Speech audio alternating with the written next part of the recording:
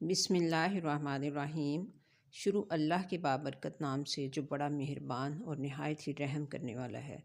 استغفار کی کثرت اللہ تعالیٰ کی رحمتوں کے نزول کا باعث ہے۔ زندگی خوبصورت خود بخود نہیں بنتی، بلکہ حسن و اخلاق کی اینٹوں سے تعمیر کرنی پڑتی ہے۔ والدین اور درخت دونوں بوڑھے ہو جاتے ہیں، لیکن ان کی چھاؤں ہمیشہ گھنی رہتی ہے۔ اپنے والدین کے لیے زیادہ سے زیادہ استغفار کیا کرو، چاہے وہ زندہ ہوں یا وفات پا چکے ہوں۔ تمہاری دنیا اور آخرت سنور جائے گی۔ اللہ سے صراط مستقیم پہ چلنے اور اس پہ قائم رہنے کی توفیق مانگتے رہا کرو، کیونکہ صراط مستقیم ہی جنت کا راستہ ہے۔ محنت کا پھل اور مسئلے کا حل رب دے گا۔ یہ مت سوچو کہ کب دے گا، جب دے گا بے حساب دے گا۔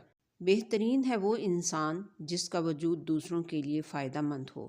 جب انسان صبر کرنا سیکھ لیتا ہے، تب اسے زندگی خوبصورت لگنے لگتی ہے۔ صلہ رحمی اور ماں باپ کے لیے مغفرت کی دعا ہمیشہ کرتے رہا کرو۔ یہ عمل رزق کی تنگی کو دور کر دیتا ہے۔ درگزر کیا کریں، یہ روح کے لیے بہترین صدقہ ہے۔ ذہنی سکون چاہتے ہو تو دوسروں کو معاف کرنے میں جلدی کیا کرو۔ ہر وقت دوسروں پر تنقید اور تبصرے کرنے والے خود کو انتہائی عقل مند سمجھتے ہیں، جبکہ بے وقوف ترین وہی لوگ ہیں۔ زبردستی دوسروں کو مشورے دے کر اپنے مشورے کو بے وقت کرنے کی بجائے مشورہ تب دو جب کوئی مانگے۔ حلیم و نرم مزاج بندہ بہت سے مسائل سے بچ جاتا ہے۔ امید جب اللہ سے لگی ہو تو ٹوٹنے کا خوف نہیں ہوتا۔ ہمیشہ اپنی زبان کو اللہ کے ذکر سے تر رکھا کرو، کیونکہ انسان کے لیے کوئی چیز ذکر الہی سے زیادہ عذاب الہی سے نجات دینے والی نہیں۔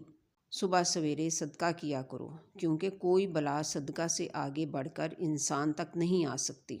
صدقہ غضب الہی کو مٹاتا اور بری موت سے بچاتا ہے۔ سورۃ الفاتحہ اور سورۃ البقرہ کی آخری 2 آیات پڑھتے رہا کرو، کیونکہ یہ وہ 2 نور ہیں جو نبی اکرم صلی اللہ علیہ وسلم کو معراج کی رات دیے گئے تھے۔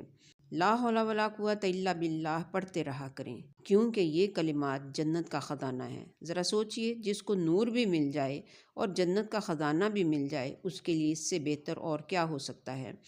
ویڈیو پہ آنے کا بہت بہت شکریہ۔ ملتے ہیں پھر نیکسٹ انشاءاللہ۔